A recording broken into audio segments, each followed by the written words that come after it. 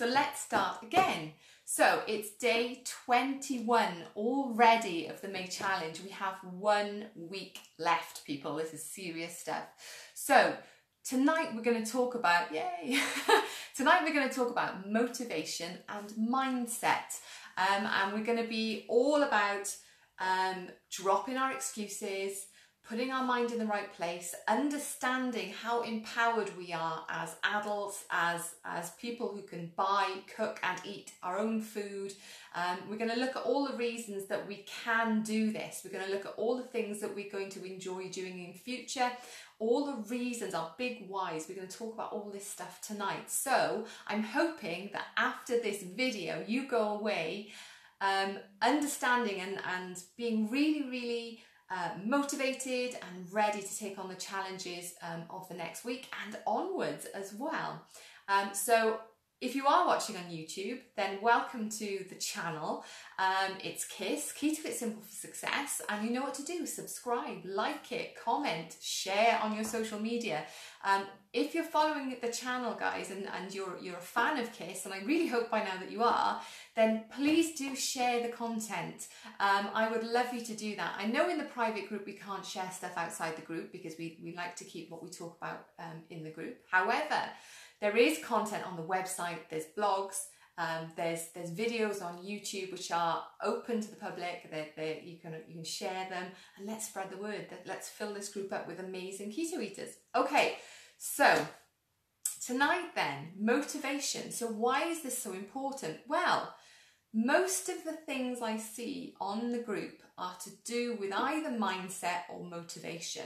So, for example, people who are struggling with cravings, people who are struggling with events, people who are struggling with family situations, social situations. There's lots and lots of areas where I feel this has nothing to do with keto or food. It's to do with our motivation and our mindset and understanding that the things that we think are in our way, these imaginary obstacles, can be smashed, they can be pushed to the side, and we can make huge bounds towards our goals and achieving what we want to achieve, because we are absolutely in control of our own destiny. So this is the main thing that I want to talk to you about tonight. So the first thing I want to tell you about is the real importance of understanding what I call your big why.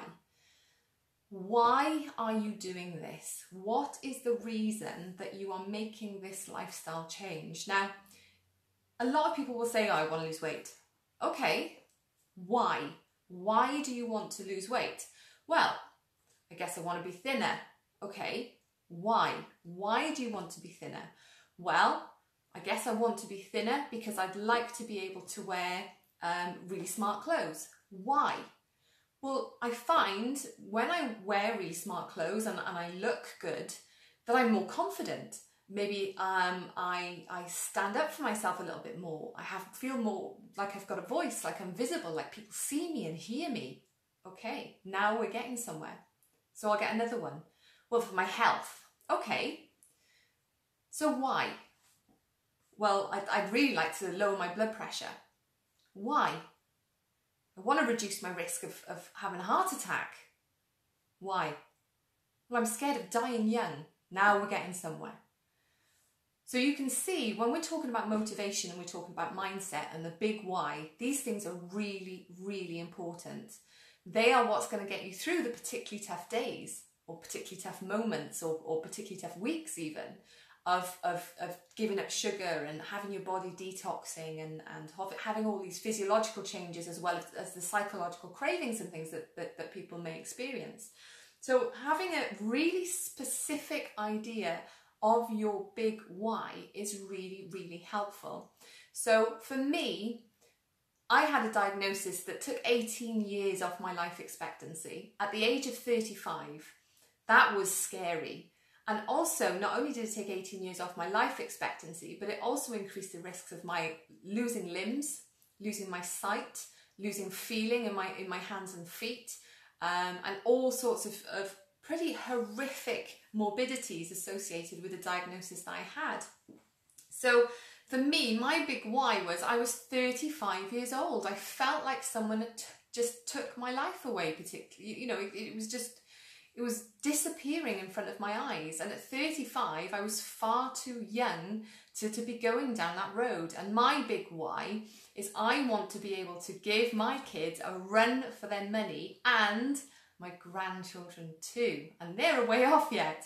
So I knew I had to do something, because for me, I didn't want the rest of my life to go by the wayside and just sit back and watch other people do the things that I should be doing and I want to do. I want to run and feel fit and wear nice clothes and have people go, do you know what? You look really good for your age, which people do now, they never used to.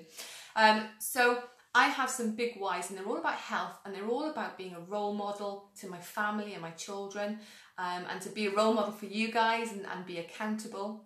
So yeah, hi Diane. So my big why is all about regaining the life that I should have in my 30s and 40s and 50s and into my 90s. I want my mental clarity. I want my cognitive brain function. I want my heart and my lungs and every cell in my body to be as good as I can get it. So that's my big why. And I think that anyone watching this, before we talk about motivation and mindset, understanding your big why is the first step to achieving that level of passion and commitment. And it could be anything. And I don't think that just wanting to be slim is shallow. I don't think that at all.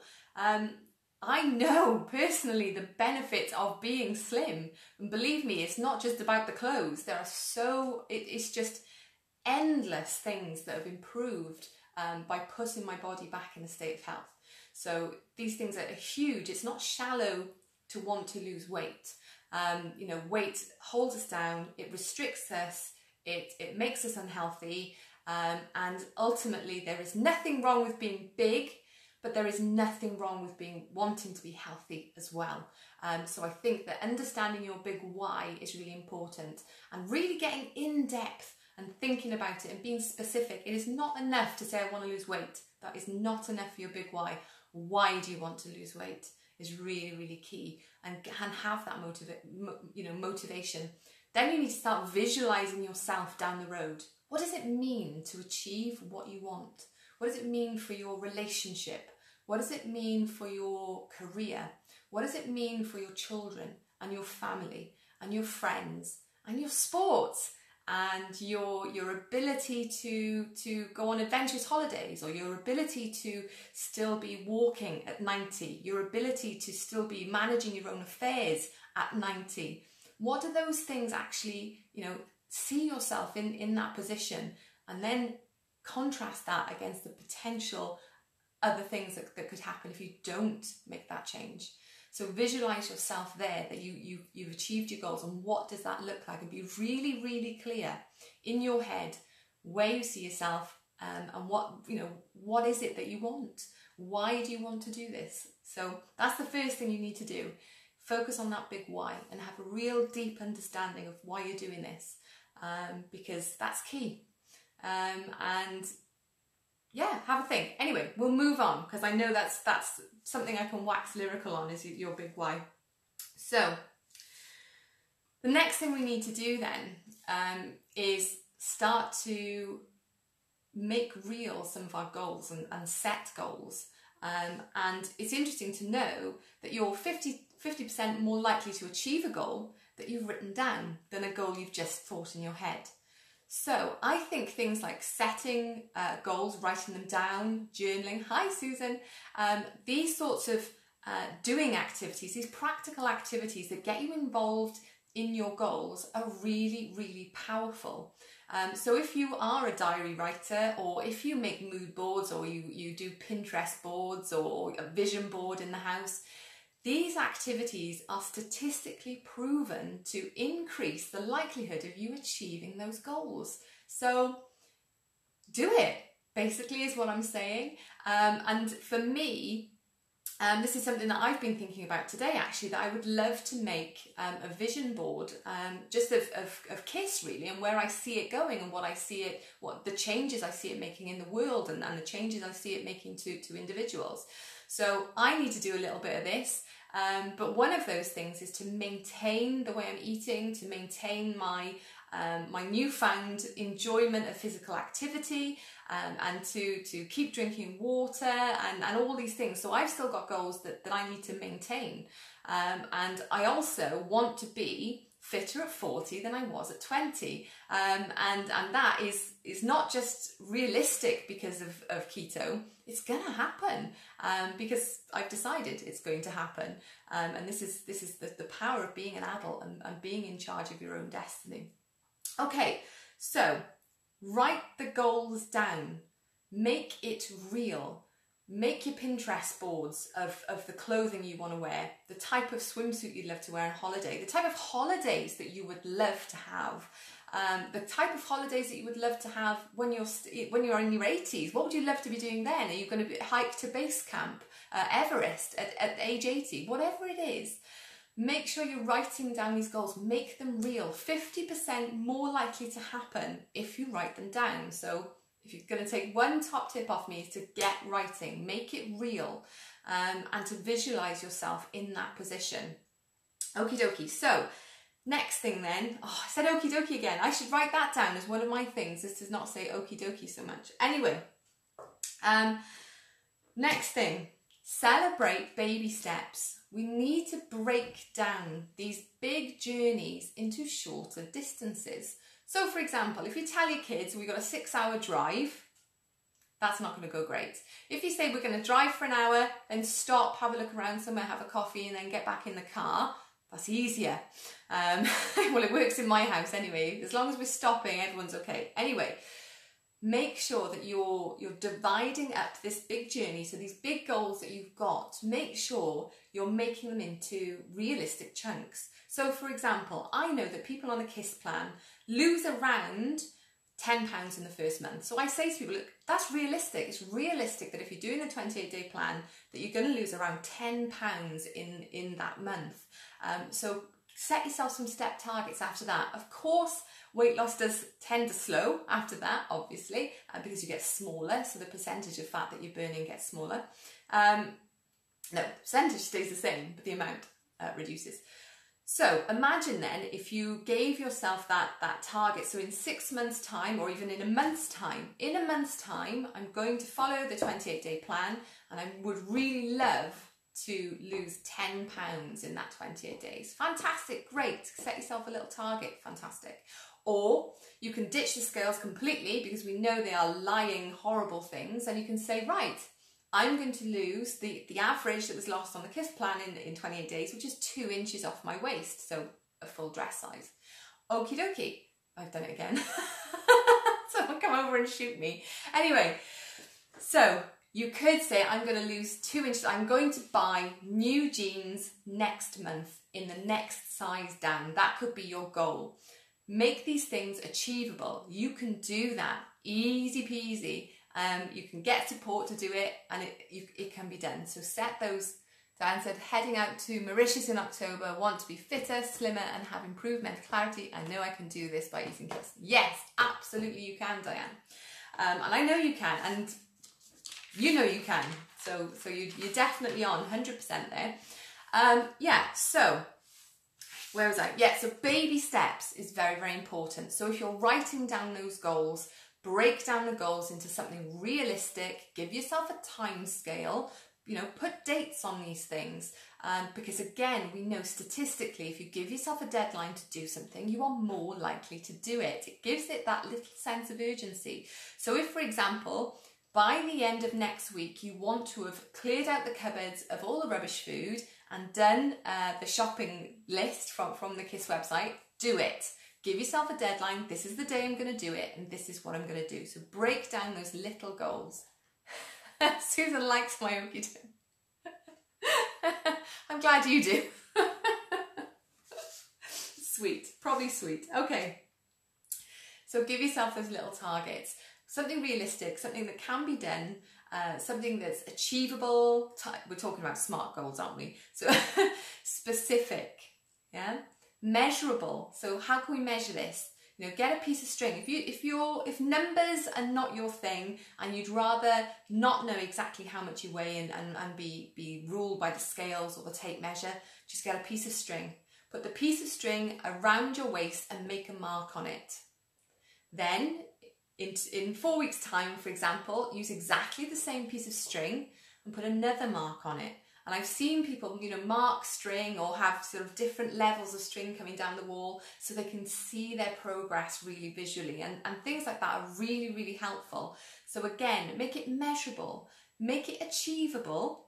Don't say that you're going to lose 30 pounds in 30 days. Yes, it can be done.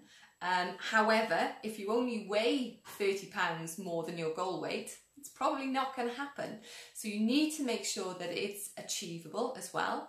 Realistic. So can I realistically empty out my cupboards during the next week? Yes, you can. Make it realistic, but yes, you definitely can. Can you drop all your excess weight in a week? No. So you need to make things realistic. And then timely, so give yourself a realistic time scale as well to do these things. So if you know that you're not going to be able to go shopping until Thursday, but you say by Thursday I'm going to be eating X, Y and Z, then that's not timely. So make sure you're giving yourself proper time scales. So for example, Diane's just mentioned Mauritius in October. So that's her major deadline that she's got, and she'll have targets that she wants to achieve, goals that she wants to achieve by then. And then what she'll do is she'll break those goals down probably into the months running up to October. So how long have we got? We've got June, July, August, September. 5 months, no problem at all. So we've got 5 months to do it. So I expect massive transformation by then. So it's breaking those goals down into smaller targets that you can achieve, and it keeps you motivated. For some people, definitely. Jan says, at 65, I had to start to repair previous damage caused by eating too much rubbish, but the benefits don't stop there. Absolutely, absolutely, they don't. And we know that even a small amount of time on a ketogenic diet has huge implications for long-term health. So no matter what, you know, when we're starting this, there's no time like the present, is there? It's you know, today, seize the day, carpe diem, everybody. Okay. So what else can we do to stay motivated? Well, one of the things that you could think about is whether you'd like some coaching. Now, tonight is very much just dipping your, you know, just seeing what it's like to be talked at by me. But a coaching session is interactive. So I'm going to be talking to you, and if we're talking about motivation and mindset, then it's going to be very relevant to you. We're going to talk about some of the barriers and the challenges that you're facing, and we're going to break them down together in that session. So perhaps if motivation or mindset is something that you feel is lacking, and you enjoy me talking to you and providing this sort of information, then maybe coaching from me is something that you could look into. Who knows? Okay, so the other things then, we could look at structuring our diet. So for example, instead of worrying about what I'm going to eat, getting overwhelmed by it, or a bit bored, or just simply the stress of coming home and looking in the fridge and having no idea what's ketogenic, what's not, you know, what you should be eating, then another thing you can do is plan ahead. So there's 2 ways of doing it. You write your own plan using the KISS food list, or you just get the 28-day meal plan and it's all done for you. But planning ahead is definitely one of my top tips. Not just does it make you more likely to be successful, but in terms of motivation and mindset, why not make it easier? You know, there's so much going on in our brains anyway, that having that plan, having that week ahead plan, so you know exactly what you're going to buy, when you're going to cook it, what meals you're going to have, how you're going to make sure that the kids eat the same meal as you, or whatever it is. All this planning, if you do it in advance, it makes that transition and those tough times so much easier, because instead of getting overwhelmed and searching for recipes because you've only got, I don't know, chicken, raspberries, and salt in the fridge, you know, you're going to be able to just get on with it and eat the food and worry about the other things, to think about your electrolytes and your sleep, and you know, just think about other things. Have that food planned out, and that will help so much with your mindset and your motivation, because you will see the results. And I think that getting results are key to this process, isn't it? You want to see something happening, because when you do see it's happening, it's very, very difficult to fall off the wagon, because you love those results so much. You know, it's so important to you to stay healthy and to stay seeing your body transform and getting leaner and fitter. So I think that's those things are motivational. So in order to achieve those results, then a little bit of prior planning and preparation, or investment, will do that for you. So you'll have all that planned out and you'll see the results. So I definitely think that's one of the key tips for motivation. The next thing then, being a perfectionist. Ooh, this is a big one, isn't it? Because I'm a perfectionist with a lot of things. You know, I'm a hard worker. I want things to be right. I want to push and push and push. But I'm also human. And what I've noticed is some people are falling off the wagon or going away from the KISS way of eating because they feel it's kind of an all or nothing deal. That if they've accidentally or on purpose eaten something that they shouldn't, then that's it. It's over. And I think that can be a really fatalistic type of attitude to have when we're talking about a lifestyle change, because ultimately we're talking about something that needs to be sustainable for your entire life, and life is going to happen. And just like our ancestors would have eaten things that they shouldn't have, it happens in modern day's life as well. And I think being accepting of mistakes, learning from them, and having a really positive attitude to things that happen on the journey can be really motivational and help maintain that mindset. So, for example, instead of saying, "Oh, I've ruined it," or I feel awful about what's happened today, you need to use that lesson to say things like, I'm going to do much better. I'm going to switch up whatever happened, or I'm going to learn from the trigger. I'm going to take that trigger and use it for something excellent. I'm going to learn how to, cook something differently, or I'm going to talk to my partner about what triggered me, or I'm going to talk to my family about my decision to eat keto, so that next time we have a get together, that they are understanding of how I eat. So learn from it and turn these negative lessons into really positive aspects. Use them to build your keto skills, and your keto strategies, and your strategies for eating really well. That's what you need to do. Turn them on their head and make them something amazing. Okay, so next thing then is to be a keen beginner like me. Learn. Keep learning, keep reading, keep asking questions, keep being curious, keep asking people, what's that? Why are you doing this? What's your reason for that? Keep asking the questions, be really keen, be a complete beginner all the time. And that's, for me, I'm always watching YouTube videos, listening to this, reading this book, following up this article, going deep into this, asking people, why do you feel that way? What is it, what is it that you're doing differently? Oh, I heard you don't eat veg. What's that all about? And the whole, doors just open, and you just keep learning. So what I'll say is that yes, we are kind of experimenting in our own bodies at the moment, because keto is it's not that new, it's been around for a long time, but as a lifestyle, rather than a therapeutic treatment, keto is very new. So we're all on this journey of discovery together, and I think that maintaining that curiosity and getting quite interested in keto is fantastic for motivation, and it keeps you in that really positive mindset of mistakes happen, we're all different, we're all on a different journey, my body's different to yours, I'm not going to compare myself. I think staying on this learning journey is really important. Need to be able to encourage my hubby to go kiss. Yeah, absolutely. It's difficult, Diane, isn't it? And we may have our big whys, but it's very difficult to make huge lifestyle changes without a big why.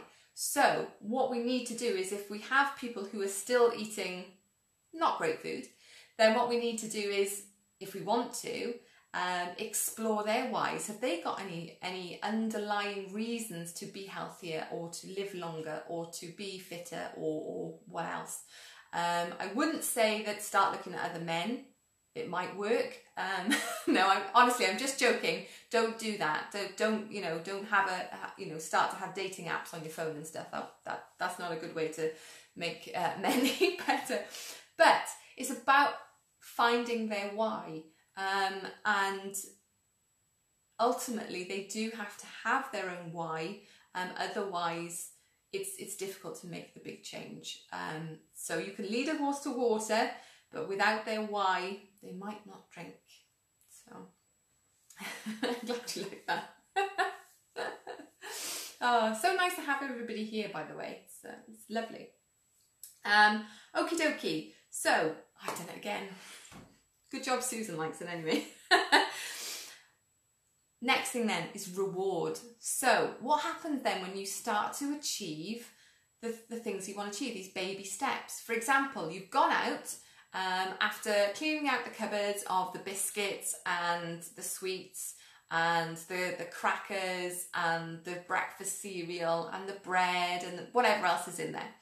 So you've done that. What do you do to reward yourself? Well, you don't eat chocolate. That's one thing I can tell you. But you need to find ways of rewarding yourself and making this journey really, really enjoyable. So if there are ketogenic foods that you really enjoy, I don't know, whipped cream or steak or a big roast chicken, or I don't know, a huge roast leg of lamb stuffed with rosemary, then find ways to treat yourself, because keto is amazing. It's enjoyable, it's tasty. Pamper yourself, buy new clothes, buy new shoes. You deserve it for whatever those baby steps are, whatever those little targets that you've made for yourself.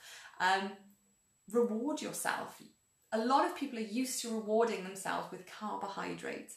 Now that just rewards you with fat and sick, so that's not great. What we want to be doing is starting to reward ourselves in really healthy ways. So if your thing is camping or shopping or meeting up with friends, or I don't know, whatever it may be, a shopping trip, just do these things and enjoy life, and do it because you've done so well. Reward yourself for good behaviour, and it does help to set in those habits. If you've got the goals, you've written them down, you've achieved it, you've rewarded yourself, your self-confidence goes up, and the next goal becomes easier to achieve because you've set off those signals in the brain, that reward and the praise signals.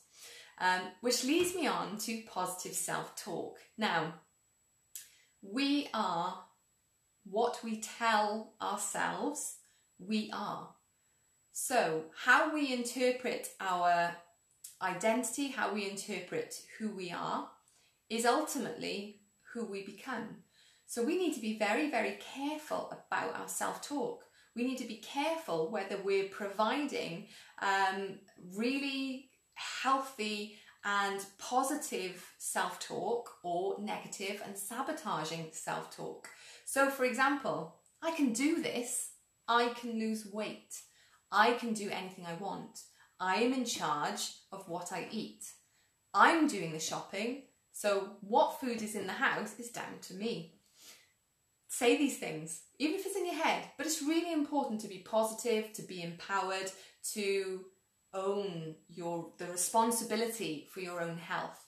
This self-talk will be really, really important in your motivation and your mindset. If you're telling yourself, I always fail, I'll never do this, I'll never stop eating carbs, then guess what? You could be fulfilling your own destiny. So it's up to you to choose what you think and what you do. So be aware that not only are you in charge of your actions, but you are also in charge of your thoughts. So just make sure that if you are having negative thoughts, that you rationalize them and you give the counter argument, because guess what? We are all in charge of what we eat. Well, as you know, I think most of the people in this group are very much in charge of what they eat. So we need to just drop the excuses, be really positive, and tell ourselves that we can do it. Okie dokie. Oh, I've done it again. I don't know if I can drop it. I don't know. I'm going to have to write it down as a goal to drop the okie dokies. Last thing then, it's about building routine, rituals and habits. It takes time to establish a habit, but it starts with routine and ritual. So these are the two things that we need to bring into our life to create our long-term sustainable ketogenic lifestyle. So I want you to think about the routine that you have at the moment and any areas that you need to change or consider if you're going to be pretty much cooking from scratch, not eating processed foods, and shopping for whole foods and things like that. What is it about your routine that you may need to change? So for me, some of the things were, first of all, I didn't do the shopping. It was very much that he with a mini does the shopping, but now I have taken more control over the foods that come into the house. You know, that's something that I had to change. So I have to either be involved in the shopping trip, be there, or I go and do the shopping. It means that I make sure that the house has food that I can eat, and has food that I've planned out for my work, and everything else. So that's one of the things that I had to change. It's now very much routine and I actually quite enjoy it, and I do the shopping.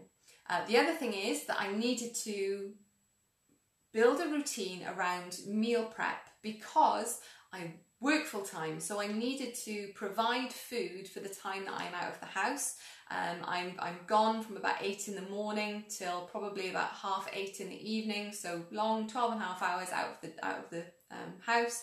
So I needed to be meal prepping because, believe me, the vending machines at my work are not keto friendly. In fact, I haven't seen the vending machines for about 12 months. Anyway, so maybe that's something you need to bring into your routine. You need to find time each week on your day off or whenever it is to shop, to meal prep, and to actually invest time in achieving your goals.